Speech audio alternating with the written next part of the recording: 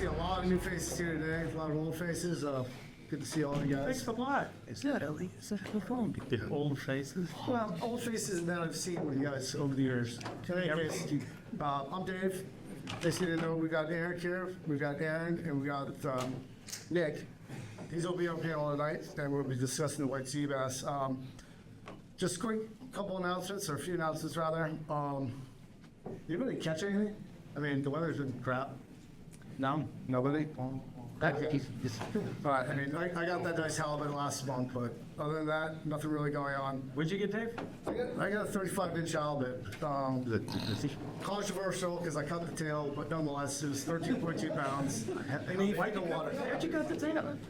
Because I heard it kills them quicker. They become zombies when they're on your stringer, which I know you put them on your belt, and we talked about this earlier, but in any case, it was my best personal coastal halibut. So, Yeah. we caught it in 90 seconds. So, the only fish, nobody else? All right, another thing, we are still currently looking for a permanent meeting place. It's very difficult to find a spot that isn't gonna charge us.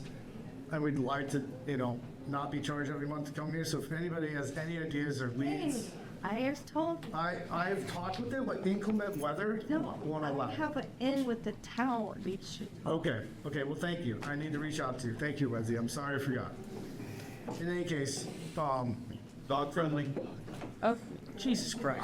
there's only so many things to ask, like Get out of here. free food, freaking dog, like what else do you want around here? Free drink.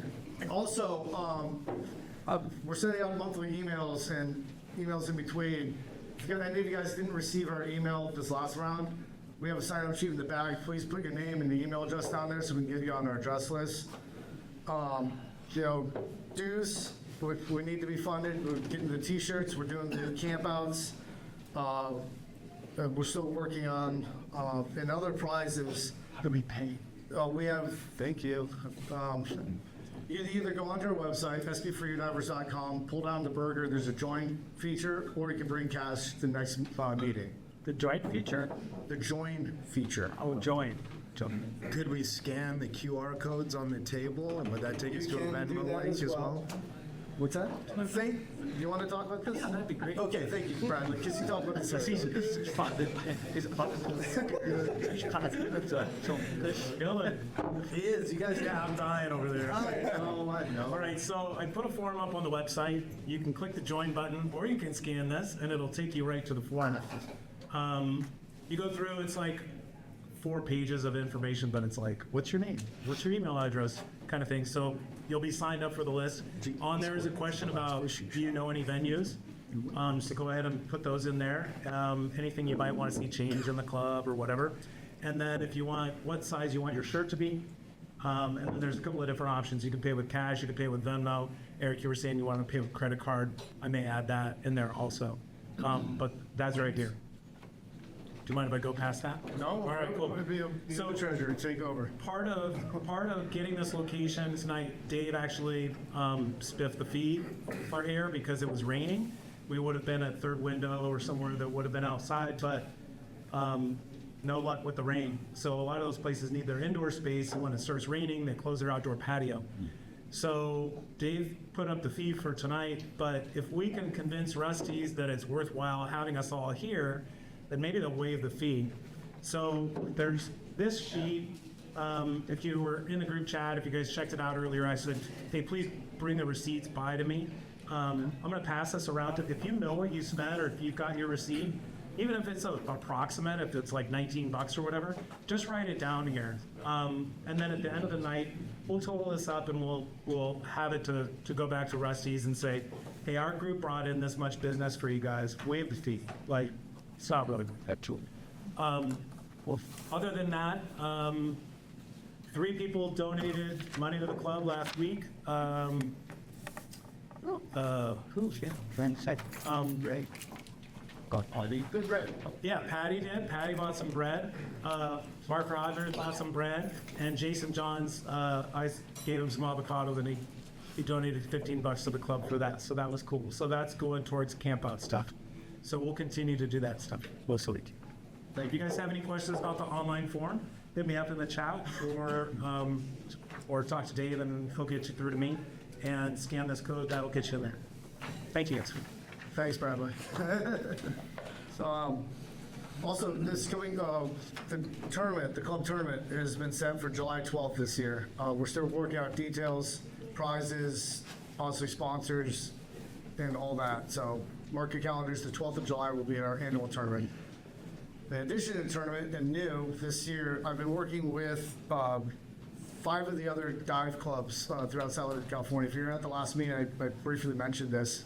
We're going to do a club tournament. So 6 different clubs meet in an annual tournament, rotating every year between locations. This year's location is going to be down in Orange County.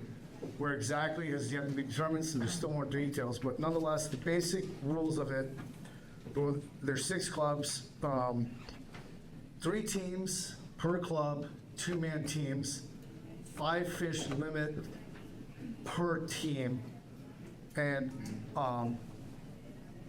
there'll be a professional trophy that goes to the club that wins it, and then also individual trophies. Spear Pro is sponsoring the event, so if any of you are interested in participating in this, please come and talk with me. This event is only open to paid members. That is the one stipulation, and there's more details on the back. There's a chart. It's a blue and yellow chart back there with kind of the breakdown of it. So we've got that. The raffle is in the back.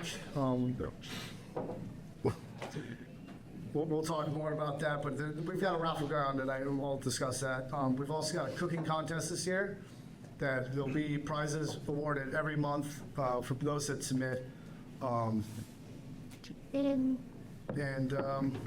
Yeah, so that's the only announcements I got. Any questions about any of that? Tell them about the raffle before it's too late. The raffle for Silly. Okay, so we've got 3 different raffles going on. We've got for the planter here. We've also got a stained glass white sea bass that Tony made himself.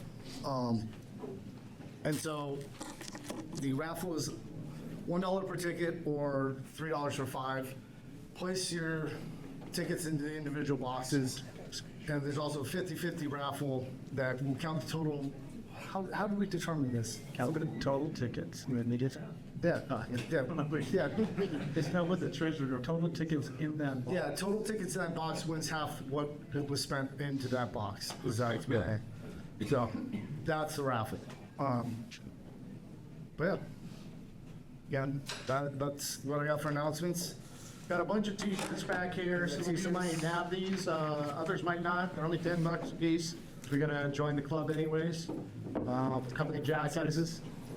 Come buy some of these things, especially anyone who's signed media. I didn't say We got a lot of games this year. Aaron took a lot of years. Unless it's just the end. Well, as I said, this is a White Sea Bass meeting. You know, everybody's really excited about this. It's by far one of my favorite fish to shoot, aside from, the yellows that freaking get out to the islands, or tuna if I can go down south. So it's kind of a big game fish. And these guys here, known for several years, and in my opinion, they're the biggest slayers in the club. So I've invited them to share their knowledge. I mean, this guy's got a story about one in a certain area that I don't know. It's it's a lunker. Huh? Well, I'm not gonna. You can tell it if you'd like, but that's not my business. And I got that. Briggs seems to shoot him all the time, and he definitely likes to talk about it. And Nick over here has got a real soft spot in my heart because, if I'm not mistaken, you shot one and had the unfortunate circumstance, the really big one that broke off, but then re-rigged to counter that next time around. Is that correct? Yeah, I got the fuck rid of that setup. Yeah. So, needless to say, these guys have been around the block a few times and have landed some serious fish. And so I invited him to discuss, some topics and just answer some questions. Afterwards, we'll open up the panel to Q&A if anybody else has further questions. But with that, I guess we get it started. Nick, should we tell them what we're really here for? What are you here for? So Nick and I, as you notice, we're here to give Aaron a haircut like ours. It's more aerodynamic. It slides under the hood easier. Well, I'm almost there too, so you know, I guess. There's something cooked over there. Okay, so I just had to break the ice a little bit.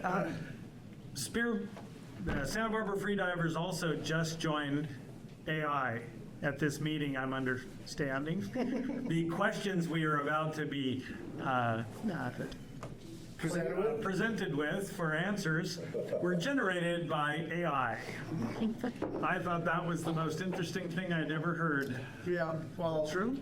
It is. I freaking put in some basic ideas of what I wanted to ask and asked it to populate some questions based upon it. I chose the best questions I found. I reworded them through your suggestions, so nonetheless, it's They were way too argumentative. then he's correct. That's why. What is the best? Yeah, right. What's the best? Hold that. The one Well, that works. if I can take utilize the tools out there, I'm going to, and those are available today. So here we are. In any case, yeah, I suppose we'll just open the first question to you, Eric. Well, actually, not even the first, just to you specifically, but in general, what do you guys find to be the best city gun for white sea bass as far as length goes, considering conditions? So you've got a crystal clear day. You're going to bring a different gun than you are going to with a 4-foot day. What kind of lengths are we looking at here? Well, I guess I'll start out since I brought two versions of this. So if I'm going somewhere clear, Watch out. hopefully, or deep, I use my 60 just because the extra range, if I see a fish that's going to spook off, I'm not going to get close enough because I'm not that good of a diver. I'm going to take the long shot on it. For dirtier water, under 8-foot visibility, or if I'm going somewhere shallow, I take my 50. It's easier to swing around, it's quicker, especially if I'm hunting somewhere shallow. I don't want to blow a slip tip, missing it and hitting a rock. Those are my two. Longer one for clear and deep, shorter one for shallow or dirty. You're always talking 3 bands and you're longer and you're 2 on the shorter, or you switch that up? No, I do 3 and 3. Oh, you got 3 over there. Yeah. Got it. The 50, I use a 9/32 shaft, so I use the 9/16 bands. The 60, I do a 5/16 shaft, so I do the 5/8 bands. Well, you answered the next question. I was going to ask about shaft diameter. So, Grace, you want to kind of the same setup? Generally speaking, yes. I have 2 guns that I like to use for sea bass. My shorter gun is like 56 inches. I prefer mid-handle. I like to use a reel for sea bass. That's just me. I can get deeper into that if you want. This gun has a 5/16 Mori shaft with a Mori tip. I like the 14 millimeter bands on all my guns. All of them. Doesn't matter whether it's my tuna gun or my halibut gun. I only use 14 mil rubber. Yeah. I just think it's smoother. That's easier to pull. It's easier to work with. You just hit the gym. Yeah, I know the Zumba class is my. I'm not kind of lazy, so I like the 14 mil. I use 300 pound mono. Okay. And I will run a float line on the back of my gun. Okay. And I know that that's unusual. I know that a lot of people, when they use a reel, they would just dive with no float line. These guns are expensive, and this one in particular is sentimental to me. I would never want to lose a gun. So I do run a float line, but no float though, Right. but just a line. So if I ever do drop the gun for any reason, I can always find it again. So is the running the float line off the back? Because I do the same. Is your main concern the gun or your safety? It's the gun. It's the gun. Okay. Yeah. All right. Because I switched when I first got my reel. I wasn't running a float line, and I popped up, at a very well-known spot on the backside of Santa Cruz, and a boat hole. I believe it was with you, Colorado, right? about 6 inches off my right side of my head. Surfer. Dude, I don't, well, no, because I saw him, he had spear guns on deck. Just coming right through the middle of the kelp bed. Just hauling ass, like nobody was around. I didn't have a float line at the time, so I'm down with there without a reel, like, which is a reel, so I'm totally invisible.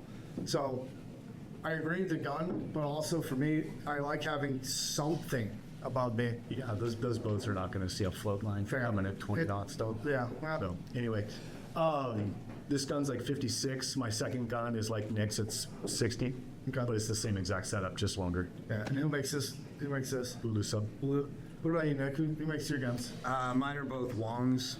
Both Wongs? Wong spear guns out of white. Got it. And I think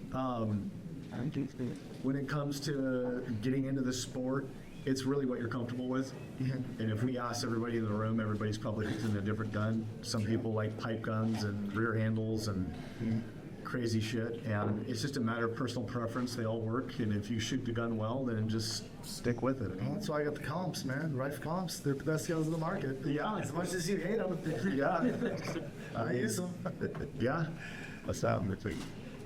You shoot the same way? Those are all great philosophies, and I love them. And my diving ends up being what's left over. What is my option today? Everybody used to go, you going tomorrow? I'm going on this day, because this is the day I have free. I have obligations, family obligations, like a lot of you do, but today I can go. So where am I going to go? I don't know. But today's my only day to go, so I'm going, right? And you know how that is. Well, a lot of times I take folks that haven't dove as much before, and they don't have a gun. So how I choose my gun is what gun I want to use today, because the other people on the boat are using my other ones. So they don't get the choice of using the big gun today or the little gun. They just get whatever I hand them. So I, very much like you, Nick, I use the big gun all the time, because so many times I've taken the small one. There's my trophy. As he goes away and is out of range. So, yeah, Rife was the only person making guns when I first got into it, and an AB Biller, which I shot my first white sea bass with an AB Biller. And then it took me a lot of years to land another one. And then we made our own for quite a while. So most of my guns are all made by me, and then I have Rife or two that were handed to me. And 54-inch is like the most favorite gun. If I only had to take one and I wasn't ever worried about seeing that trophy fish, the 54 to 56-inch gun, it handles so nice in the kelp. It really, you can swing it around well enough and get to everything. It'll shoot almost any white sea bass. I'm a snorkeler. I'm not a diver like these guys are. These guys are true free divers. I'm a snorkeler. I stay at the surface, and most of the time, I have to shoot by going like this, because, I'm from me to the beer mug away from the fish. If you're quiet on the surface, you can be so close you can't shoot. You have to watch him swim away and then find him later, So I shoot most of my fish from the surface, and so I don't need a super big gun. But I'd prefer to dive with and mine are 65-inch shafts on that, and 5/16 with, I like to use the little smaller bands, the 5/8. You're really hard to load, like you were saying, as 14, 9, 16. I didn't say they were hard to load. Oh, that's correct. I'm sorry. Let me rephrase that. They're smoother and operated better. Yes, I agree with you on that. Yeah. So I'm like Aaron. Then I use the same, probably, but I don't have the metric dimensions for them. But I use the 9/16. You bring up his gun is his smooth 14 mils, but something I caught, I forgot to ask. What do you mean by a Maury shaft? I know about his tips. What's unique to these shafts? I mean, aside, Maury's known for precision, but what differentiates his shafts versus the tips? I think the shaft is less important. I mean, I'm a big believer in the Maury tip because he's a perfectionist and his tolerances are tighter than anybody's. So when he makes a tip, you can be guaranteed that it shoots straight. A lot of people make straight shafts. There's actually disadvantages to the Maury because he has the softest steel. No. It's a lot easier to bend a Mori shaft, but he can bend them back. But like this is the only gun that I have a Mori shaft on because they are soft and they do bend. So if I was targeting stronger fish like yellowtail or tuna, I would not use a Mori shaft. I would use like a Dean Kutra's addition shaft, or something that was like a stronger steel. Okay. I knew he made Dev Scott. I was just down in his shop one day, and his work is so beautiful. I mean, he's just busts these shafts out. They look beautiful, so I just bought one. Also, another thing on the Mori shafts is his welding is phenomenal. So if you look at like his shark fins that he puts on there, you don't end up with any little burrs or rough edges or something that might catch, because we're probably all using the Spectra wish bands now. But you can wear those out if you have like a burr. Like I've seen it on Rife shafts a ton. They just don't finish them off as well, but he polishes everything and makes sure everything is deburred and, you know, good to go for a lifetime when you get it. Yeah, you can't beat his attention to detail. Yeah. Well, like I said, I've seen his tips. I've destroyed several, as many of you might know. But those always hurt. But nonetheless, I know his tips are good. But I wasn't aware he makes shafts as well. So it's an interesting point about that. But He also does a polishing service on mechs too. If your mech gets sticky, he'll oh really? rebuild it for you. So any mix or like specific? Does he make those as well? I don't think he makes mechs anymore. He did for a little bit, but But if you're a customer of his, he'll yeah. offer that. Do something. About Lions. cool. Well, I know personally, I'm rocking a 5 mil when I'm out there. This water temps, you know, especially right now, not that I'm diving much, to get cold, and the sea bass don't really like what I'd be comfortable in. So I'm wearing a 5 open cell. I'm wondering if you guys feel similar. You guys wearing 5 mils? Somebody colder, so they wear the 7? Or 7. I know some guys here that wear a 7 mil. 7. Yeah. Yeah, see? I'm a lot like Eric. I'm a surface guy mostly. I spend a lot of time on there. I time my gaps really well with that, and as a result, I'm not moving a lot. So I'd rather be comfortable than warm and comfortable than comfortable in a thinner suit. I don't mind wearing a little extra weight, so I have a 7 mil pretty much until summer hits almost 70, and then I'll go down to a 3 or a 5. Okay. 5? 5 always. All season, all year? With a 5 mil, I wear anywhere between 20 and 24 pounds of lead, so I can't go to a 7. Really? I just can't do it. You wear that much lead? And it is what it is. I didn't. I think I'm 16 on a 7 mil. Yeah. Yeah. 16? You said 16? It takes weight to sink my ego.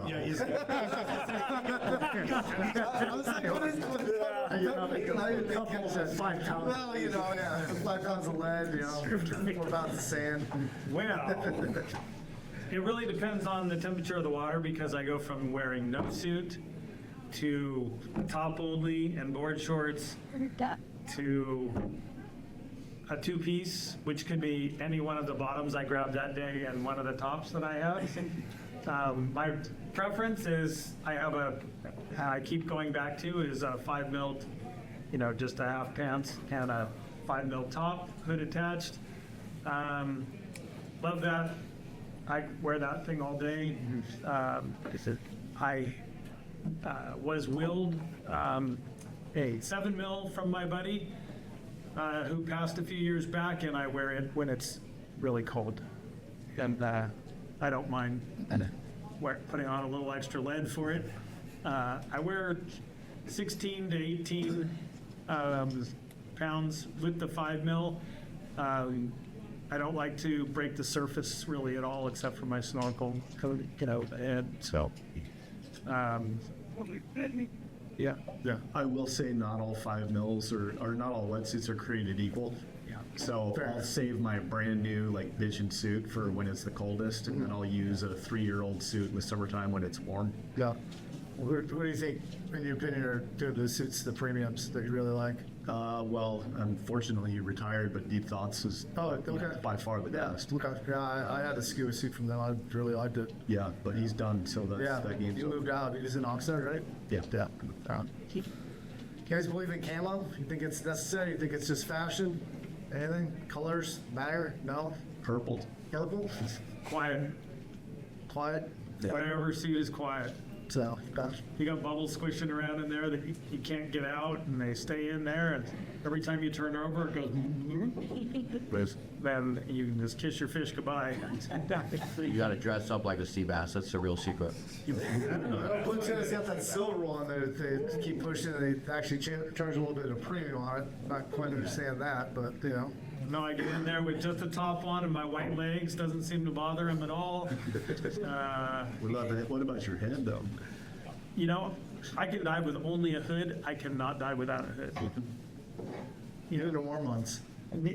My ears, my eustachian tubes, I guess, are super wide or whatever. I mean, I've never had a problem clearing, and yeah, I just can't be in the cold water. It freezes my brains. What I have left. Let's see. What would you say is the most effective way to find these fish? You want to focus on kelp beds, drop-offs, current lines? I don't know about you guys, but if you see them before you get off the boat, whoa, I'm jazzed. Yeah, I mean, you guys, I mean, is there something specific you're looking for where you're pulling up to a spot aside from them at the surface? Like Connor and I had this past summer, pretty epic. Yeah, they go. No? I mean, generally speaking, you want to dive a kelp bed. Yeah. I mean, that's not 100%, but Yeah. You just have to trial and error. I mean, you could pull up to a spot and it looks epic and it's a huge kelp bed and there's just no fish there. And you dive there 10 times and you never seen a fish. Well, I mean, it's probably time to stop diving there. And then there might be a smaller kelp bed a quarter mile down, and every time you go there, you see a fish. So you kind of just have to try spots, and if you don't see anything within 30 or 40 minutes, you might want to move and just keep moving until you find them. So I mean, you're not necessarily looking for a current line? I mean, there's definitely things that you want to look for before you jump in the water, but it just depends on the day. Some days you go out with an open mind and you pass on a couple beds that don't look quite right and then jump in on one. Other days you're dead set on diving a spot that your buddy shot one at the day before, and you no matter what it looks like, you're jumping in, you know? So, yeah, it just depends. I think there's something to be said too for pattern recognition. Like if you notice a certain spot in the bed, you're consistently seeing fish. You know, even if you've seen bigger fish or other fish in a different spot, I tend to usually gravitate towards where I've seen not just sea bass, but also other fish. You know, if you see them, you know, school of, you know, bait fish or something swimming through a certain channel, I have a little theory that fish like to move in certain channels. If you see one group of fish going through there, you're probably going to see another group of fish going through there. And so I'll tend to gravitate towards those areas where I'm seeing other fish already moving towards, and then just find a spot to stock in between that channel. Nick, are those like game trails, like you would find out? I guess, yeah. I think so. Yeah. Interesting. Yeah, for sure. And bait has a interesting. You have a new passenger on the boat. They're going, "Oh, there's lots of bait here, lots of bait." You go, "Dude, that's smelt. Not a bait. That's smelt." I mean, it's little fish. Yeah, it's little fish, but nobody likes them. That makes sense. So, not understanding your bait. You know, Spanish mackerel. Whoa, stop! Let's get in. You know, there's no question there. Yeah. Squid. Squid, yeah. You know, but squid's a little harder for divers. Yes. It means that the fish could be around, but they can be sleeping in a kelp bed during the day. Rod and reel guys will post up right on the squid, and they'll do really well. But you're not going to be able to get down to where those squid are laying the eggs and stuff. If you can dive to 90, though, Yeah, I only can do it once.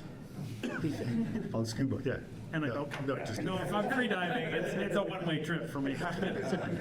I will say, I shot, my two biggest sea bass were the same size, and the first one I shot was a kelp bed that was surrounded by kind of gravelly, sandy area, and that fish was loaded with sand dabs. Sand dabs. So I thought that was kind of strange to see, you know, think squid or some, you know, bait fish, but no, it was just full of sand dabs and gravel. So you're just dragging jaw along the bottom. Yeah, I guess just spooking them up and They never see that. See, there's a nasty little vermilion or something stuck in his gut, but never sand dabs. Tides, moon phases, mean anything to you guys? high tide, low tide, slack tide, full moon, no moon? On my tide book I have, created by Tidelog, they have this cool thing. It has all the MC Escher prints in it and everything. Man, it's so cool to see the big things like that on there. And then I have to go dive. So I've never found one that worked. I got one of those and I logged it for years, put an X every time I shot a fish. And you can go through there and see, why did you just put an X here? It never seems to be coordinated with anything, Eric. So Yeah, but if you're a floater, don't you find it to be easier at high tide? anytime the water's not moving. There's certain spots, like if you're diving somewhere that has like a shale cliff really close to the beach, high tide will come up and it'll get all that silt moving, and then low tide will bring that out, and you'll end up with like a clear demarcation line. And I've had pretty good luck hunting that demarcation line. The fish like to go in and out of that, I've noticed. That dirty stuff. Yeah, but just when you have a real clear break in that visibility. Well, And it's only a couple spots I've seen that work at. I've been trying to correlate moon phases with fish behavior for a long time, and it just makes more sense to go when you have a hole in your calendar and can actually get out. I don't have enough free time to get into it's that. fair enough. Yeah, no, I've shot fish on every moon and every tide there is. yeah. There are some places, though, local coastal spots that are a little further than you want to swim to, that the current running in a certain direction definitely is more productive, it seems like, than the other way. Doesn't mean the fish aren't there. Yeah, I mean, each spot is going to have its preferences, right? Yeah, no doubt.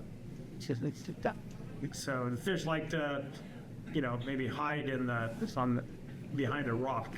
They don't like to swim hard either. So you can kind of think about that when you come up on a spot and the current's raging along or is about to. And also, sometimes it's a good time to have lunch and wait for the slack water and see the current come back or lay down and the kelp to wake up and sit on the surface again. So remember, sometimes you can be just too early to a spot, but you got a great anchor spot. If you leave, somebody's going to pull right in behind you, and now you lost your spot. So sometimes it's a good time for lunch or breakfast. Wait it out. You've all touched on it a little bit throughout the conversation, but what's your technique to slip on these fish? You got like a pre-dive ritual, you like to dive down and clear the bubbles. You only put a couple, X amount of lube squirts in your wetsuit. You got anything in particular? You guys, what's your technique? I prefer pressurized lube. Pressurized lube? Okay, well, I don't know where to get that, but I guess if you got a spot, let me know. When I hop in, I usually open up my collar and just pump my suit full of water to try to purge any of the air bubbles. Just a lot of times when you're swimming from the boat to where you're looking to fish, you'll see something in between that gap. So I just kind of like to prime the system for that a little bit, just in case I have to make a dive. Yeah. And if, let's say you see a fish, it's just below the canopy line, what would be your approach up to that? Would you try to come around to where it's not be able to see it? You gotta try and duck below it? How are you gonna approach something in that situation, right below the canopy? Can I hit it from the surface? No, it won't be an easy shot. It's thick kelp, but just below. Yeah, just make the shallowest dive I can to get in range. Yeah. Just aim for the biggest part. What about a mid-column fish that's coming directly at you? When are you diving down? You shoot down straight on them? Down angle about 45 degrees, so I want it to continue its path while the shaft is coming at it. With a bit of surface chops, and now you're having to deal with you bombing. I weigh a lot, I don't bob all that You much. don't bob? Okay. Oh, we got some feedback. You guys have a philosophy when you first get to a spot, like a preference for surface hunting and scouting before you do any dives at all? Is there any nothing to that thought process? So I say I'm a snorkel, but I do dive occasionally. Leave the surface, the safety of the surface. Because, at the surface, I only have to worry about 180 degrees below me. And when you dive down, you have 360 degrees all around you. Somebody could come up to you, right? So you've got to always be prepared. Somebody's going to come up from behind no matter what you do. Well, it's only seagulls that come the other way. Or Aaron yeah, so I like to scout on the surface, and sometimes if it's a new area and I haven't seen anything, I don't have my confidence really built up about the area, I'll cruise fairly fast until I get the feeling or see the right thing, and then I slow down, right? And as my mentor taught me, Edward Swivelhead is the name of the game, and you just look everywhere you possibly can and keep your eyes peeled. And not moving jerkily, but, just it's all in a nice fluid motion. And then if I haven't seen anything, I take a couple of dives, and I'll follow one kelp stalk down and just sit there and just, kind of close my eyes, be really quiet and listen and see if I hear anybody around. If I hear sea bass, then I start looking for them, and I go, okay, well, I might need to dive now, so I'll move to kind of a new location and dive down. Now I keep my eyes open, and I'll be looking for them to swim up to see what just dove down or something like that. But yeah, I like to kind of scout an area from the surface at first, and then, if I haven't seen anything and before I leave, then I'll start making a few dives to check the area out. Right too. Thanks. Got that scouting, or kind of, how are you moving about the kelp? You looking for the thickest parts first, the thin stuff, the outside, the inside? I mean, Game trails, the trails. center thickest parts of the kelp. I don't really see a lot of fish there, but it's those, I like to see, we call them rooms, right? The Yeah. kelp rooms. Yep. You cruising by, I try and find the channels. I always pick my head up and look for where I don't see anything on the surface, and then I look back down and, it's never the same view, and try and just follow those game trails. You'll find rooms that there's 40 calico, right? Huge calico out. No sea bass. Then you go to the next one and it's full of sea bass. yeah. I haven't come into a room that had sea bass sitting. I'm sitting and they come into the room on me, but the cellar is incredible. They had that exact thing happen, going down into the room, sat a little bit, and coming right by me. But never see them sitting in that. That's pretty unique. You never seen a sleeper? A few years ago, they're just sitting there. But no, not generally. Most of the time they're just kind of cruising by and, or underneath me. But not see a lot of sleepers. So I don't know if I'm doing something wrong or catching them from the spit, after their naps. But Splashing too much. you think so? Yeah, but Feel like pretty quick. I think you go to the What's that? It's like kelp islands, where you see just a spot that's 30 feet round, kind of in the middle of nowhere. Okay. I mean, they're either there or they're not. Yeah. So if you could get, if you see a spot, I like that kind of stuff. It's a real isolated thing. Yeah, it's a far from concentrator. Okay. Either there or they're not. Sure, kind of like a fad, if you will, a Yeah. natural fad. Yeah, you check it, and I mean, there's some spots along the coast. I mean, I'm not an island guy, but on the coast, it's killer. Sure. Fad. I've got some local spots there, outer edge and just off of the main bed as well. But okay, yeah, no islands. Cool. back good. Yeah. What's your take on anchorage? Dropping further out and sneaking in, how close you, what's a comfortable distance to actually drop and set up the boat? Now it's going to be when you come back. Shoot that. I don't know about. I can't answer this one. Drive right through the bed. Am I an inflatable or another type boat? Because I always used to use kelp and just tie my inflatable up with a couple wraps of kelp around one of the lines. I never threw an anchor with well, I shouldn't say never. Most of the time did it. I got to pull the thing by hand. So I don't like to drop it in the kelp. And I don't like, drop it in big rocks. I like to put it out in the sand where it's going to be nice and safe and set myself up so that if I drag and the wind blows, I drag into the kelp. I don't mind having my boat saved and have to pull it out of the kelp or redive it or something like that if we get inclement conditions coming up. But other than that, I want it nice and easy to come up. Yeah, I never think about it in terms of how far away from the spot am I anchoring. It's more like where's the best spot to drop the anchor and not have to worry about it. Because I'm a mile away from my boat sometimes. Yeah. And if I forgot to tell the people with me how to actually start the boat or move it, I have to get back a mile. I need a mate on that. I will say, depending on where you're diving, the current might play a role. I always like to anchor my boat down current, just because if I'm going to be hunting, on the up current edge, if I shoot a fish, I'd much rather drift back to the boat than fight the current to get back to it. But especially with yellowtail. Yeah. Cool. You got a hula skirt, you're fucked. You guys mentioned dirty water edges and, either even clear days. Is there a temperature you're looking for? Is there something too low that you wouldn't consider in there, or too high and, maybe yellows are running? Or is there a sweet spot in your opinion? I tend to like 56, 57, but either then, it's been warmer.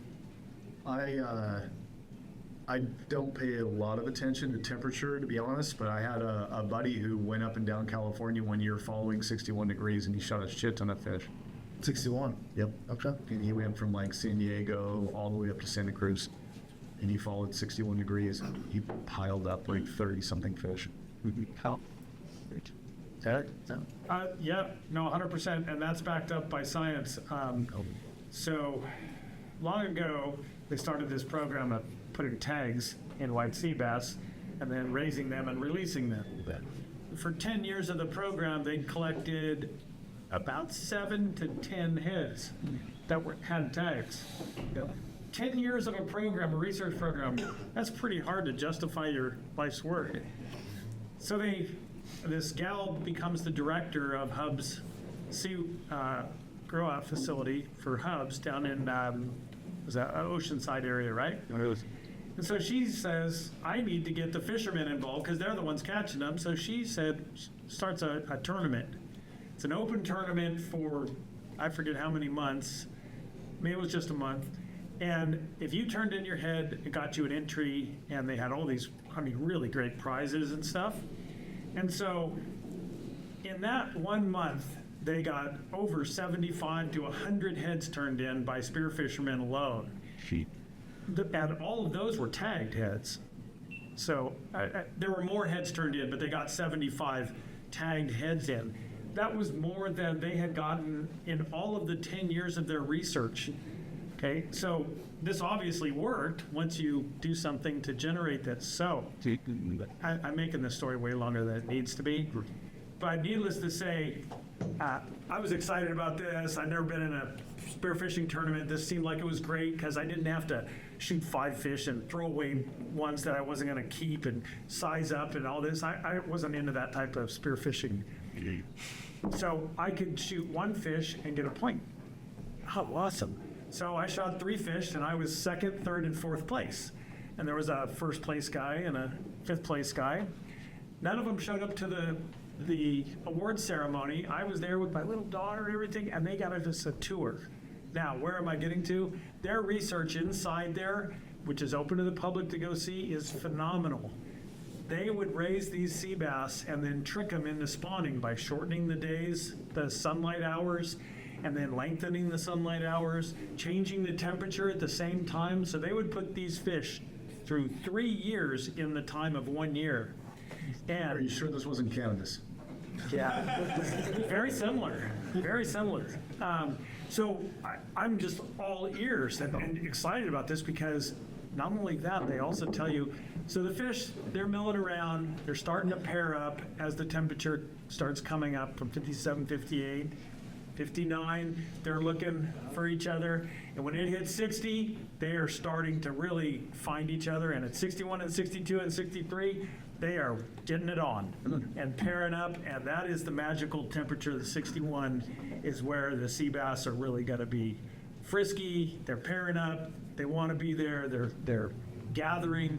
And so that was really important, I thought. And I've always kept that of, I will drive right on by. Many times we get a big windstorm in between. Super hot bite on the weekend. You're going, I'm going out next weekend. Wind comes up Wednesday, Thursday. You go out there. You don't see jack because there was an upwelling. Temperature dropped to 58 from 62, and there's nothing there. And yeah, it's done. The fish have moved on. They're not going to be there. They followed the water temp. So, real big, important thing. And you hit it right on the head. My first decent sea bass I shot actually had a tag from PIER, which is another sea bass tagging institute. It's the Fegler Institute of Environmental Research.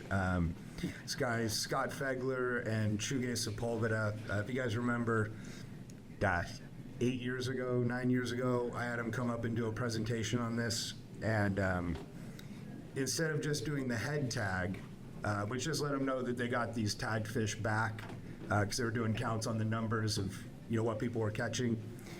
Their tag was a temperature and depth gauge, and so it was a little white tag with about a 4-inch little thing that stuck out with their phone number on it, and they put it right in the top of the dorsal fin.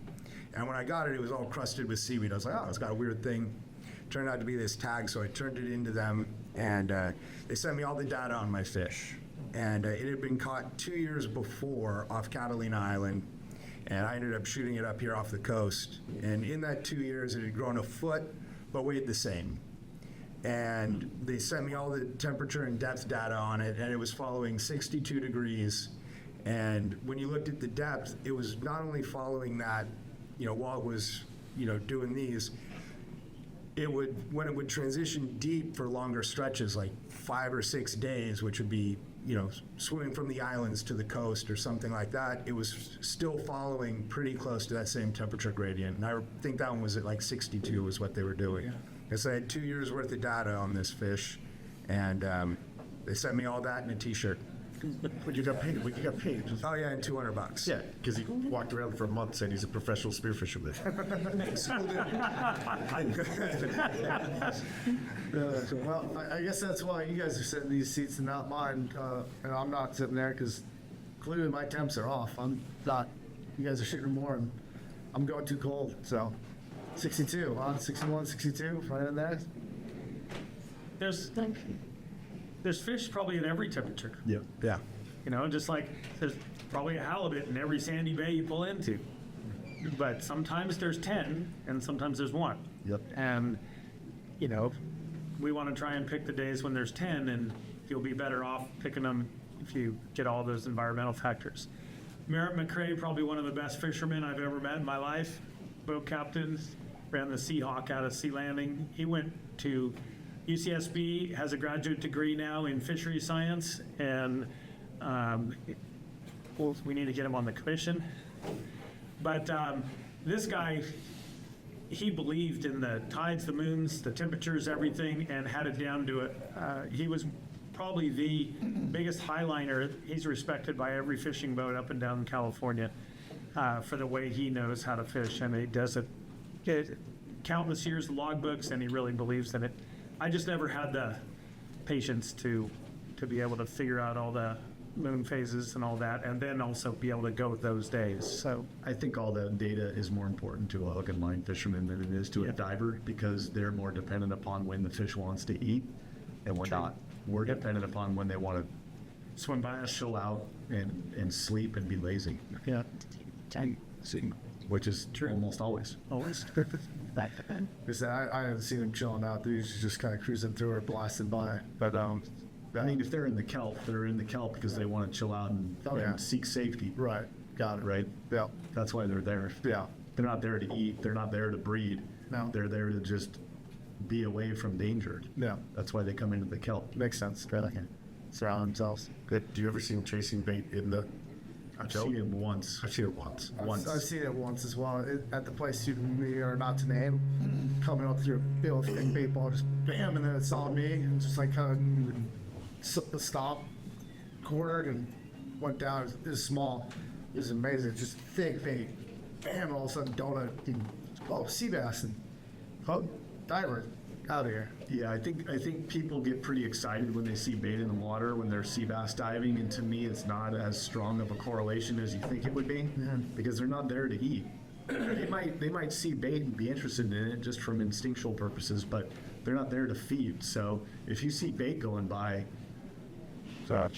You believe in the chew marks on bait? You ever seen that? Where they Yeah. get a little on their back end, they got a little white spot and think, oh, that's got to be them getting bit by white sea bass. buy into any of that or no? Bass. Bass? Yeah. Barracuda, bass, and, Okay. Not sea bass though. Oh.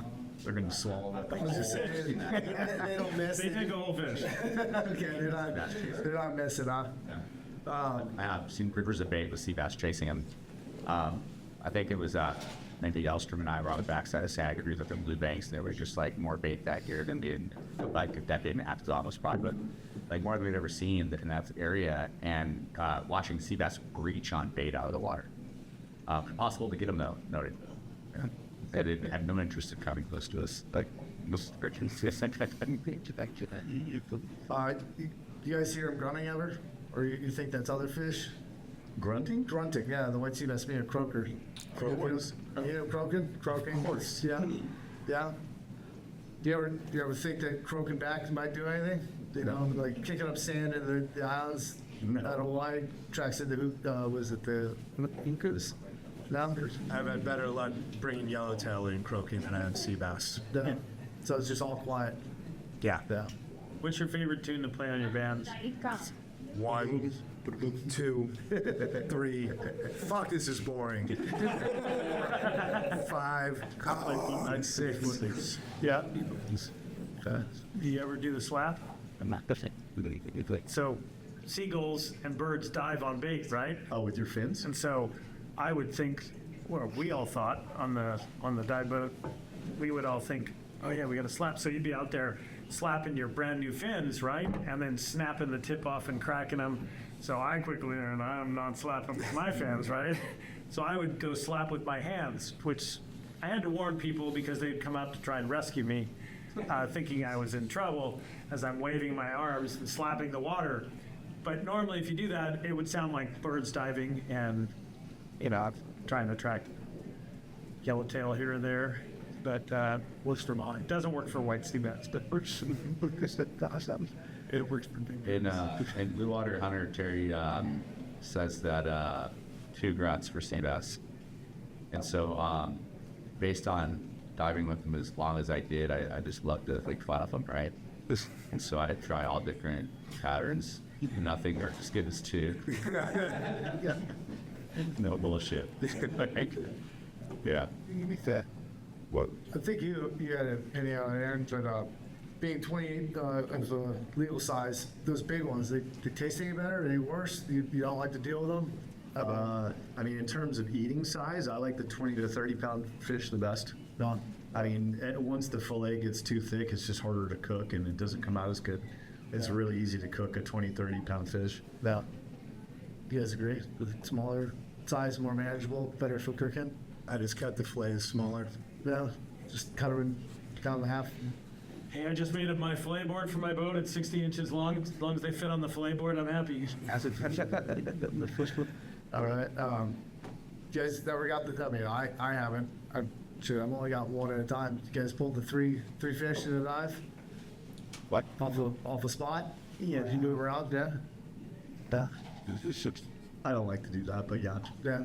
You don't, why, just I don't need shoot up the, I don't need 120 you don't pounds need of that much fish. Got What it. am I going to do with that? I don't know, give it to Scott in the parking lot, you know?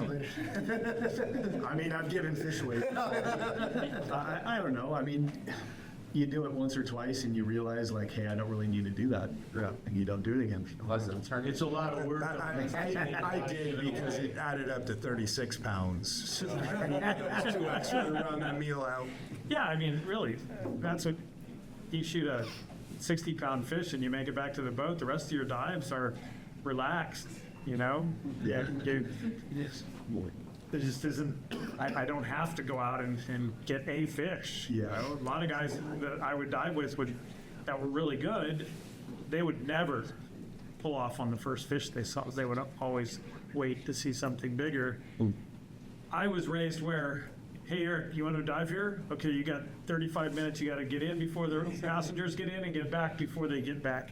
So the first fish I saw, boom, I shot and came back. And then we'd try and get another crew member in, you know, possibly in the water so they could share in it if there were fish there. Yeah. If I get one first, I like to sit on the boat and wait for my buddy to get one. Yeah. Do you kind of just shoot the first one to see that? Is that what you're saying? I don't care what his size is. Down. I like the smaller ones better. Fair enough. You tend to find the bigger ones coming in after the small ones, or? It I have just no kinda idea. I depends? never waited. Fair enough. I've never passed on a Seabass. You know, I think there's something to be said for that hunting strategy of don't pass on something on the first day that you'd be happy to have on the third day. Right. You know, you may not see any more fish after that first one. Yeah. Lum, he makes that mistake. We all know Lum. He's amazing. He's just a great diver. He's a great spear fisherman. But he's like shooting white sea bass is no big deal to him. And he's the one guy I've been out with who's like, yeah, I saw a small one. I'd take it. They're like, that was the one fish we saw all fucking day. So You didn't get off fish to spike to him. I had to beat it. And I guess the last question I got for you guys is most hotly contested one, which is, you mentioned reel. Do you guys reel as well? You break away? You inline? What are you guys running? And why? So I run, I do float line exclusively. Even halibut diving, I'm breakaway on everything. Halibut, you break away? Breakaway on everything. Okay. So I run a 120 float line because I'd rather have it not needed. I used to run a 75. I don't notice any difference between that. I also run a 10-foot bungee in front of that. Because with sea bass, I like to let them do the first run real quick. If I have to get back up to the surface, as soon as I get there, then I put the pressure on just so they get that initial burst out to limit the tear off. And then I put the pressure on to get them to turn and wrap. So I also put tape marks 20 feet from the end. On my 75-foot float line, I shot a 57-pounder in open water, and it took me out to 4 inches of the line was sticking out, and it was towing me through the water. And I really wish I'd had that extra 20 feet to be able to put the clamp down on. So I mean, it almost stripped me out. So I just put those on as a marker. If I see the black tape run through, I just wrap around my hand and crank it down. And if it tears off, it tears off. But you know, I don't want to lose a float line in my shaft and my slip tip and all the other shit. I also run, for connections, I run the shackles. I know a lot of people like the clips or the snap swivels. I saw Ian at Backside of Cruise shoot a 30-pounder, and the line wrapped around the clip, and it just unclipped the shooting line. He managed to get the fish, but we had to search for an hour or so to find the shaft. No, that's not what happened. I have the same shackles that you do. What I had was a tunic clip, though. Yeah. Right, but what I did was I missed it, and I clipped it on the line instead of loop. Oh, okay. Oh, we've all done that. You were smoking. Once. You were smoking weed. But we were on Terry's boat. Yeah. And so, not Chinese spots, guys. But either way, no, we found the shaft there. Yeah, yeah. But it was, yeah, so I run those. I've unclipped them underwater. It takes a little more concentration, but I think I've only had to unclip my line once in all the years. So normally, you know, I just let it go. I get the fish, and then the line will pull through when I'm swimming back to the boat or the beach or whatever. Yeah. And I don't notice any difference in the drag having the extra 50 feet on there. But my diving style is I'm not looping around a lot like that. If you're a really active diver who's constantly weaving in and out and doing that, maybe you'd hang up a little bit more, but that's not really the way I dive and look for them.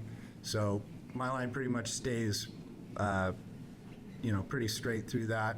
I was diving the Backside of Cruise, and like was said earlier, I had a boat 23 knots through the kelp, over the float line, and sucked me all the way up to the prop as I was holding onto the gun. Yeah, sweet. And it was a father and a son. They had spear guns in the back and just did not give a shit or have any idea about it. As I unclipped my line to free shaft, it just shot like over the boat. Like, fucking stop. But yeah, I mean, that was the only time I think that extra length worked against me. But other than that, you know, I like it. I use yellow or white because it's the most visible. Blue disappears, the red disappears even faster. Green, I think, looks like shit. So I go for visibility. You don't find yellow to be very similar to the kelp stringers? Never had an issue with it. Okay. See, because I took a shot at one off the coast and had it run off. It's a 50-footer. I breakaway. I lost it. I couldn't find it because it looked like kelp to me. So You had a 50-foot float line hunting white sea bass. yeah, off like right on the coast, in 15 feet of water. So yeah. I mean, Zero wraps. First of all, shark, you can trust your shot, put the brakes on. Smart stuff. And a float. What's up, Mark? even my sea bass float is 75. Yeah. So Nick, you're not using that float there, right? No float. If I'm going for yellowtail, I'll put a float on the end, but yeah, sea bass, I go no float. And you're mono also? Like Briggs? You run mono? Yeah, I do the 400-pound from Blue Tuna. I bought a big 1,000-foot spool of that for, $120, so I should be good for probably the lifetime of my rigging on that. They sold it to you, huh? The kids didn't know what they were selling. What? You order it online when they ship it, because Got they it. drop ship it direct from the distributor. Yeah, I went in there last year and I was looking to get it. They're like, oh, I don't know about Is it. it- What's your routine? What's your shooting with your breakaway? Do you like grab your gun with your other arm, Just the bands on the shoulder, like with your, just bands on the shoulder and hold on to the float line. just like that? Yeah. What's your strategy on dispersing the fish? So heart or head? Dispatching. Dispatch it. Dispersing them, throw them out there. Yeah, throw them out there. Well, I don't particularly care for eating fish, so I tend to give it all away. But no, I go ahead to brain them, and then right after I brain them, I cut the heart out and just let it bleed, and then cut the gills, and just bleed it as much as I can on the way back to the boat. Do you have a question? I was just gonna say, when you hold up the fish on the boat or wherever, and your buddy takes the picture, how do you stage it so it looks bigger than it actually is? I'll just let it I was kind of looking for like a demonstration. Well, there's the 5. That's, 2 hands and 1 gill, so it looks like they're cool. For all See a fish, leader, what bud? You want to make sure the fish is blocking your elbows, so Yes. they can't tell how far you're extending. And the face expression. Oh yeah, you want to make it. You want to strain like you're really straining. Everybody gives me shit for setting up a photograph, right? On the dive boats. Everybody's like, what are you doing? That makes it look bigger. Of course, this guy just shot his very first white sea bass. I want him to have this picture plastered as big as he wants it on his wall. So when you're holding up the fish, or the mug, or whatever it is, of a lobster, hold it out, and you, the photographer, this is very important. Focus on the fish. Don't put the rest of the boat and everybody else there in the picture. Zoom that damn thing in to where all you see is his head and that fish. And make sure you get the whole fish. And let me tell you, it will be a picture you will put on your wall forever. Because I have so many with like, oh, who's in there? Oh, that's me. Come on, give me a break. Give me a good picture here. This was a big deal, you know? So make a good picture. And it's you know, I mean, come on, we all have great pictures with these. Oh, see, they cut him off. Jeez. Get that picture. May I hear first, for those of us who have not had a white sea bass, I want to hear first white sea bass stories. Well, yeah. The very first fish, Very first white sea. Deep Thought. It is. Bob Guthrie had a boat called Deep Thought, and that was the same name as his dive shop. You see. Greg Feet, Greg, Cam. Ham, myself. Were you on the boat too that day? Bob told me I'd never get one, by the way. Love Bob. Love Bob. There was 5 of us on the boat. Might have been Andy as well at the time. And, you know, Matt was my mentor back then, and we built, well, we went on to build guns together, but I was really trying to figure out, you know, how to do this and everything. And I'm going out with all these guys that are really good. And so, don't shoot the first fish you see. Okay, don't shoot the first fish. So I'm in the water first. I get the air out of my suit next to the boat and everything, you know, and there I can still feel a couple bubbles, and I'm kind of swimming towards where the kelp is. So I breathe up and I dive down, I get the bubbles out and I look over and there's a sea bass. And he's kind of swimming along. Then he turns and he goes broadside. It's my first breath hold dive ever white sea bass hunting. I pulled up and shot it and stoned it with an AV biller with an attached spearhead, no detachable tip, no nothing. Boom, stoned it, it just flips over. I swim over, grab the fish and come up and swim back to the boat, and then didn't get one for 3 years. And thought I knew everything about it. What do you mean, man? I gotta have a detachable swivel tip, all that stuff. Look, I got it with all this, and it was easy. Yeah, I had a lot to learn, but that was my first white sea bass, very memorable. It was the dry spell afterwards that nearly killed me. Yeah, that was not so fun. How big was that one? 30 pounds. Wow. Yeah, everybody ended up getting one, and I think, yeah, one. It was probably, that was what the limit was at that time. Yeah, it was sometime between March and June or whenever that happens. Yeah, memorable. What's your first? When I started diving, I was really lucky. The guy who got me into it was a boat owner, and he liked to go out to the islands a lot. And It's a good friend to have. yeah, he the first time I ever held a spear gun was at Santa Barbara Island, and I shot my first fish there, and I was instantly like hooked. And then subsequent trip, he took me out to Clemente on the front side, and it was at AV Biller 42 with a double flopper. And just if you looked at this thing, you would just laugh. Is that the one with the rubber band in between? The collar slides down as it pops open? Yes. Yeah. Yes. And I jumped in the water. I went in shallow for some reason. I had no concept of shooting a sea bass. I was looking for calicos, and I was in like 6 feet of water, and this pack of sea bass swam right at me. And it was like they were on this determined mission, and I wasn't going to get in their way. They just swam right at me. It was weird. And AV Billers, they weren't afraid. yeah. Not a bad call. I ended up not even hesitating. I shot this fish right in the face, and it went right through his head and out the back, and it was a stone shot. And I didn't know what a stone shot was, and so I grabbed both ends of that shaft, and I was making sure that that thing wasn't going nowhere. And I swam by a buddy on my way back to the boat. His eyes popped out of his mask. He couldn't believe it. And it was like a 25-pound fish, but I was pretty jazzed, yeah. Yeah. You Nick, same, stoned it? Yeah, no. definitely. So I just finished a boat remodel a couple weeks before. So Tony and I were diving almost every day. And it was causing some relationship troubles. And so my girlfriend at the time, she's like, we have a date set up tonight. We're going to fix this relationship. I said, absolutely, but I'm going to go dive with Tony in between work and there. Just until dusk. Yeah. We had We had a hard dusk be home. And so we go out and, we dive this little spot that Andy Taylor told us about. And we're in the water for quite a bit. All of a sudden, I see a school of babies go by, and I'm like, that one's probably big enough. Pull the trigger, it runs out, I get it. And I swim back to the boat. Tony's trying to fish reel line, spooled his reel all through this tiny little shallow bed. It's like a maze. But he'd shot his first one too. We got back to the boat.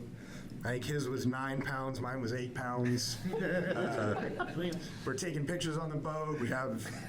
I brought these little splits of champagne for when I got my first sea bass. So I drank little splits of champagne, had a blast. wait for a while for this. Come back in, get the boat cleaned up, put it back on the trailer, get home, and my girlfriend's like, I'm fucking leaving. She had her bags packed and she was moving out. And I made her stop and take a picture of me in the driveway.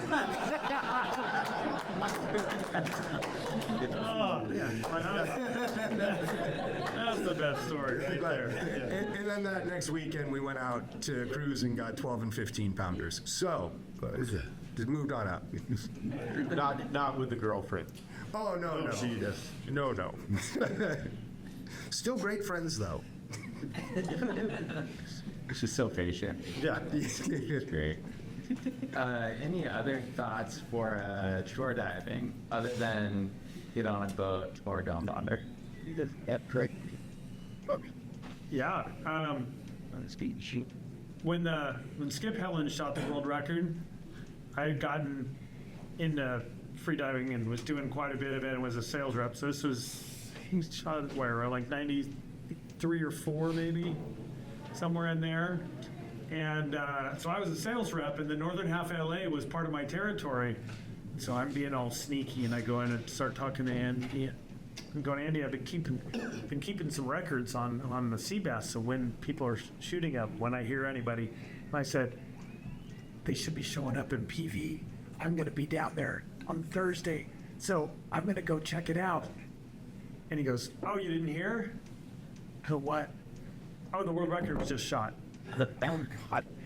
At PV, the same place I was going to go dive, right? Well, I went down there and didn't even bother getting in the water. 100 people were there. You couldn't even park within a couple city blocks of the spot. It was just completely impacted, right? And that, from then on, it was just, February, PV was a no-brainer. It was just chock full of divers.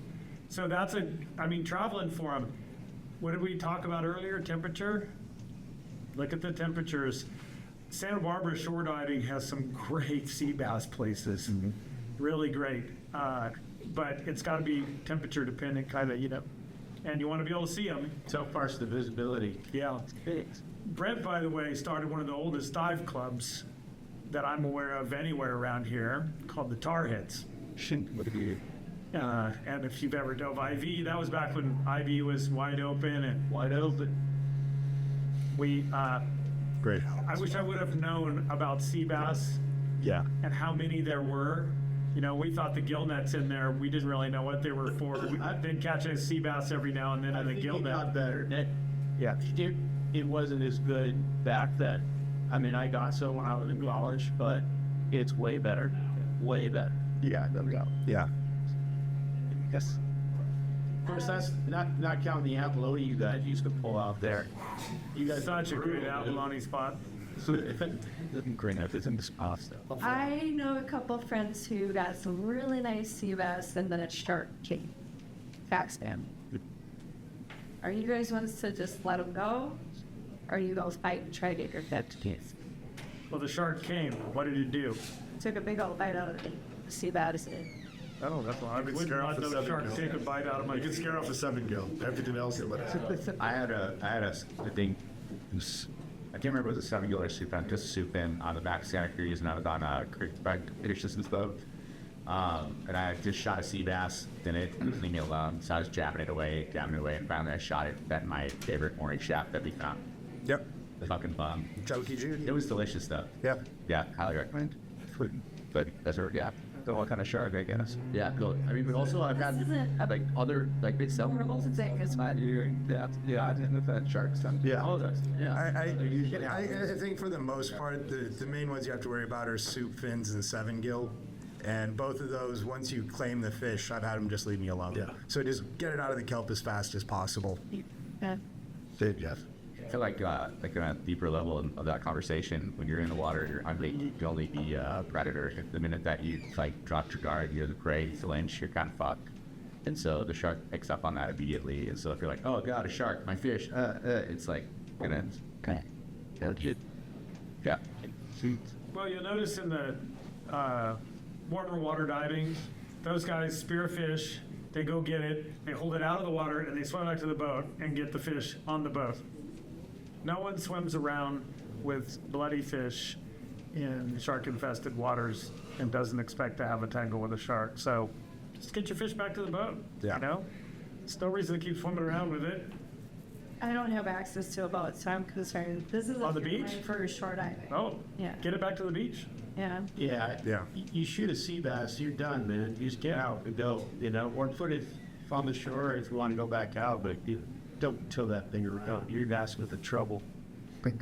Even seals will give you a lot of trouble. I've had way more trouble with seals than sharks. Yeah. That's It's an interesting concept. Are we seeing more sharks, or we have more divers in the water and more ways to tell the story? Because I'm not 100% sure that there's more sharks. I just think that we have a lot more people being able to spread the word about a shark and in a lot more ways so that we hear more. You know, if a fish farts now, raises the temperature of the water, we all know about it and call it global warming. Whereas before, no one ever knew.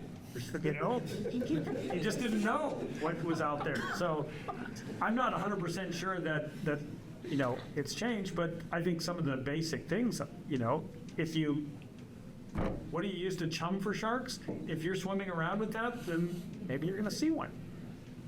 I mean, I think probably like doesn't happen as much anymore, but I remember I on tuna trips in Mexico swimming around for like 5 or 6 hours and God knows how deep water with a Ziploc bag full of bait fish that I'm just like chopping up. Yeah, trying to get tuna to come and stuff, you know, and so, yeah. Well, I used to live at Hollister Ranch, and so I'd go out there and dive. It's the sharkiest place I've ever dove.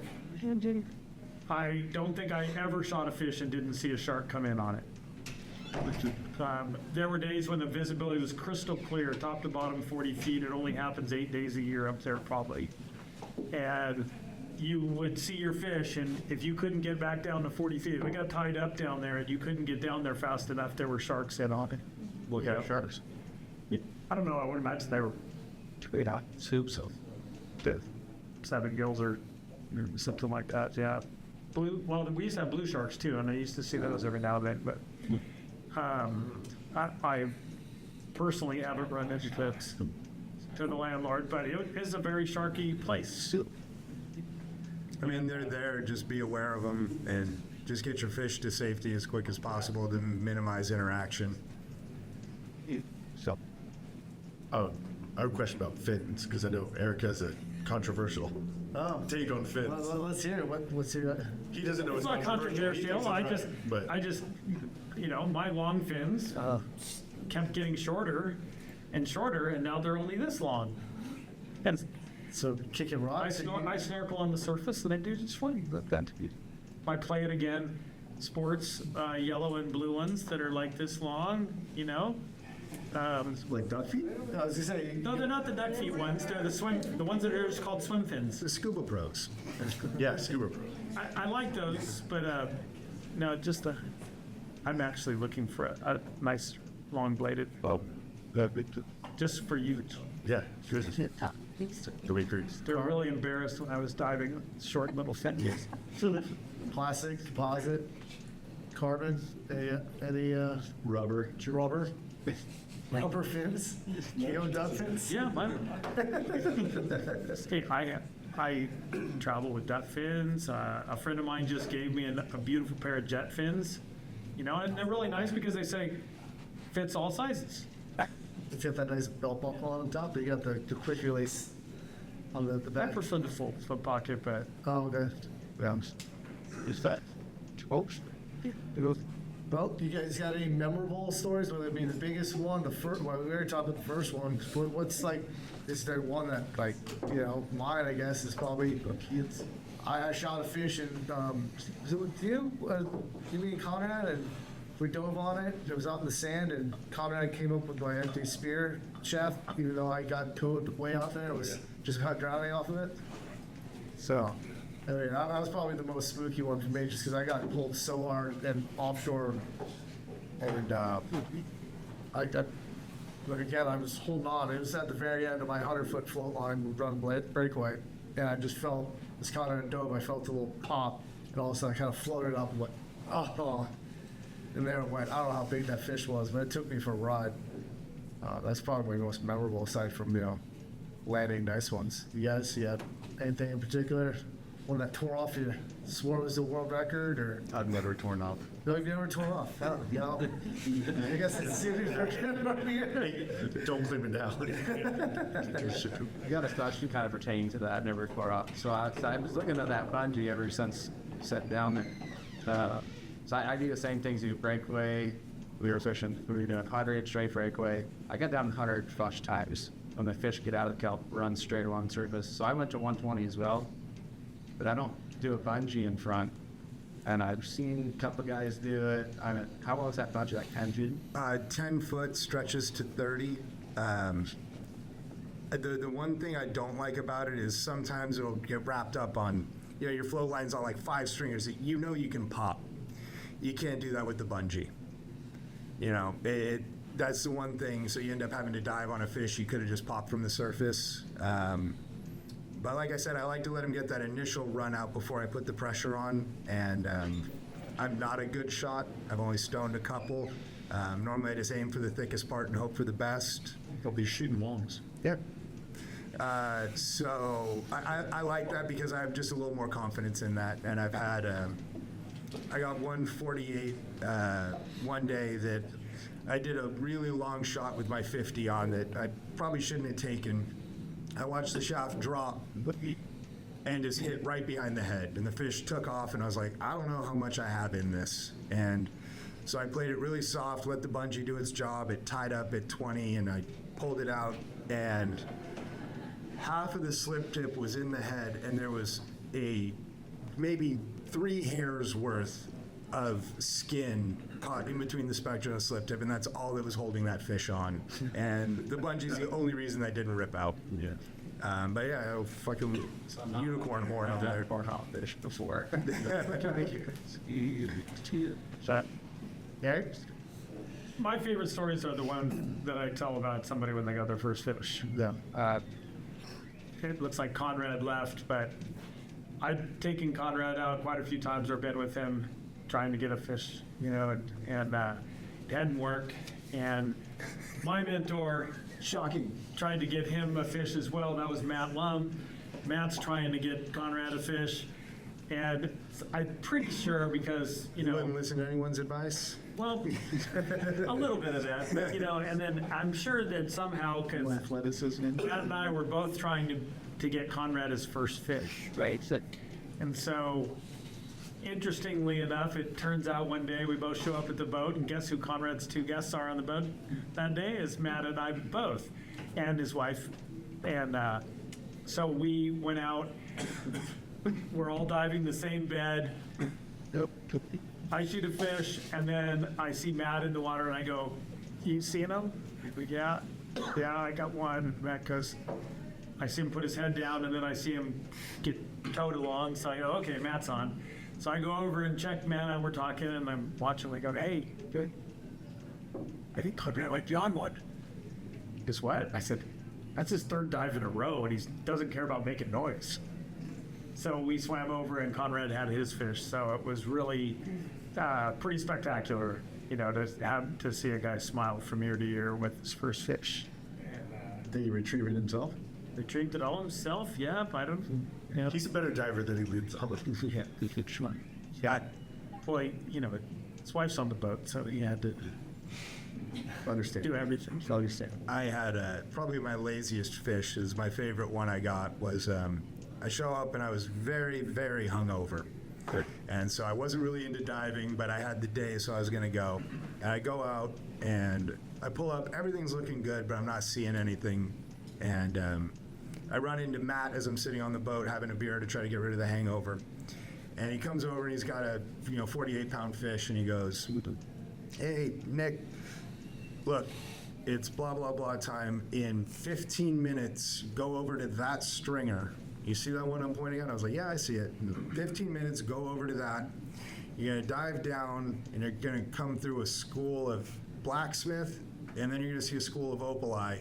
And there's going to be a 48-pounder that swims right by there. 15 minutes. I was like, all right. So I look at my watch, put my hood back on, throw my shit back out, swim over, sit in about 14 minutes and 30 seconds. I'm like, all right. Dive down, and 48-pound fish just swims right by exactly where it was, underneath the school of blacksmith, underneath the school of opali, a foot off the bottom, just like he said. I shot it and got it, and then I called him to let him know, and he sent me the video of his fish, and it was 2 48-pounders in the exact spot he told me, and he shot the one on top. So he told me exactly where to be and when to be, and I still don't know how that motherfucker did that. Just, age into water, time release. So I have no idea. It's just like Aaron said earlier, fish like to be where they like to be. No doubt. Yep. Yeah, most memorable. Yeah, sure. One that got away. I was on the backside of Clemente, and we jumped into a spot that's super fishy, and we were diving for yellowtail, but I ended up seeing a couple of sea bass first, and I dove down, and I saw the fish from the surface, but I ended up pulling the trigger like maybe 20 feet. And I shot the fish, nice clean shot right in the middle, like great holding shot. And then I saw, you know how your shooting line is kind of like kinked up like this, and it started extending as the fish kind of drifted off it. It was stunned at first, you know, it just kind of like, it hit the fish and it kind of knocked him out for a second. And I could see my shooting line extending. And then I realized that it wasn't connected to my foot. and instead of connecting here, I put it here. And it was just like you said. And I'm like, oh, fuck. But I didn't want to lose the fish. So I swam down like another 20 feet and grabbed the line. And so now I'm at like 40 feet. And the fish wakes up, of course. And now it's a tug of war between me and the 30-pounder at 40 feet. And you know, when you're exerting yourself underwater, you're losing your breath hold pretty quickly. And I probably tugged on this fish for maybe 15 seconds, and it was like I made a couple feet, then he made a couple feet, and it was back and forth. And then I realized like I'm not making any ground on this fish, and I ended up letting go.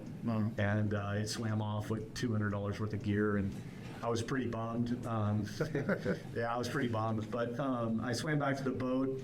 I put a new shaft on the gun. I swam back to the same spot, and there was another group of fish, and I shot another one. Wow. So, but you know, you gotta know when to give up. This is brought out here. It's not worth it. Better use than the. Yeah. Cool. Well, anybody else? Any questions? I just got one question. The shackle you use, is it like one of those oval shackles or the D shackle? Do the oval shackle. Yeah, it's just one of these guys, the quick links. Yeah. Right. It's easy. If I have to undo it underwater, I can. It's just a couple turns. And it opens up on that 400-pound mono. It just opens up a little bit wider than that because I've had it slip out of my hand, but it still stays on there, which, yeah, makes for easy work if I need to. Good. Cool. Well, thank you, guys. So, like, when in the year, like, you talked about, like, the ideal temperature. So, like, I imagine that, you know, they're coming up from Mexico. Like, about when do you see them in LA? And then probably Catalina, and then the islands, and then at some point along the coast. And then do they go up and then they come back? Like, what are kind of like the months of the year that you can kind of. February in PB. February in PB. Okay. And then Catalina, sometimes March. yeah, March. And then Yeah. Anacapa, Santa Barbara, Anacapa. Anacapa, the Winfield Scott, before it was turned into a closure, was the V spot. I mean, there'd be 15 boats there for this spot that's the size of this room. Yeah, everybody would get a fish.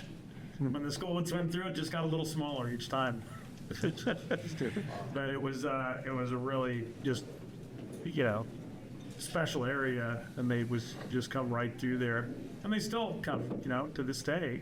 They're still in all those places. So if you want to go and spend some time checking them out and watching them, you know, I spend a lot of time watching them too. So that crawling through the kelp where you get too close to them, sometimes rather than shoot, just watch them, see what they do.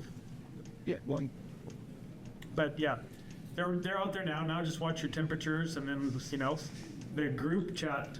I'm not on it, but I understand that that's after I come back in from time when I don't get a fish. I find out that if I would have listened to that bit on the group chat, I would have known that the fish were on the other side of the island.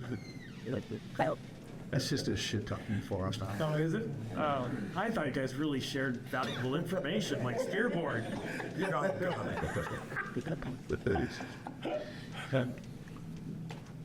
I think last year was a good year for sea bass because the water was generally cooler. And this year, obviously, it's cooler again. So I think this year would probably be another good year for sea bass. I hadn't seen as many sea bass last year, but last year I saw more sea bass I had seen in 10 years. Backside of cruise, we're having rivers. My favorite was pulling up the blue banks, and all of them, everywhere you can see off the bow, right below the surface, their banks were all stacked. Of course, once you slip in, I couldn't even see Eric here. It was just greened out, and they couldn't find him. Yeah, short gun. Yeah, so. Any thoughts on like places where maybe there's a nursery or you see a lot of small fish throughout the year, and then maybe at the right time of year, big one showing up there? Or do you guys have Yes, spots where you always see big fish there, but you think there's correlation? both. Yep. There's definitely places where small fish like to gather. When I used to short dive a lot, I would see the nursery spots. So do you think you're not insane for continuing to go back to them in hopes that the fish will swipe you out there? No, but I mean, I would typically see the smaller ones on the inside in more shallow water, like on the inside of the bed, in between shore and the bed. They would kind of hang out in that zone. And then at that same spot, if you went to the outer edge of the bed, that's where you would see the more mature fish. Makes sense. There's big sea bass at every time, at every bed. I got a 40 out of a spot. I'd never seen anything over 12. And I saw a lot of 12s, and then just 140 was swimming through the school. And so just because there's little ones doesn't mean there's big ones, but I would tend to agree that if you're seeing a ton of shorts, that's probably all you're going to see, at least that day. Yeah. Yes. Hey, yesterday. Anyone? Anyone else? Good. Cool, well, thanks, guys. Thank you, guys. Thank you.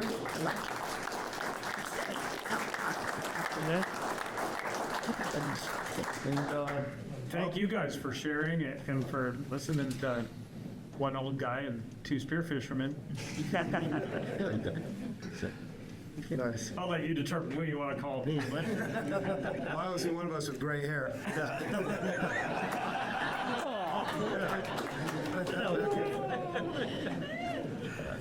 All right, so thanks again. I don't know about any of you, but I got to use the restroom, so I'll be back, but we'll do the raffle shortly thereafter. And yeah, otherwise, thanks for coming. nice head up.